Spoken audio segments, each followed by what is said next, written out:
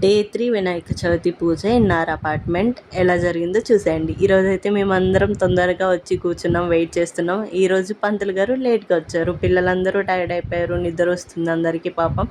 So ఈరోజైతే 10:30కి వచ్చారు పంతులు గారు. పూజ అయితే కంప్లీట్ చేసేసి మేమైతే ఇంకా తినేసి వెళ్ళిపోయాం.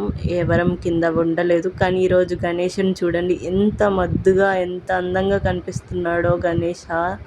ఇంకా అయితే మేము పూజ కంప్లీట్ చేసుకొని తినేసి వెళ్ళిపోయాం. కానీ మా పాప పడుకుంటుందా? పడుకోదు కదా. నైట్ 1 వరకు పడుకోలేదు. ఎలా ఆడుతుందో చూడండి. ఇంకా వీడియో కంటిన్యూ అవుతుంది. Like, share and subscribe. చిన్ని చిన్ని చందమామే కళ్ళ ముందు చిందులేసే, బుజ్జి బుజ్జి బుట్ట బొమ్మే వేలు పట్టి అడుగులేసే, నీలేత పానం చుట్టూ నా పంచ ప్రాణాలన్నీ మువ్వల్ల మోగేనులే.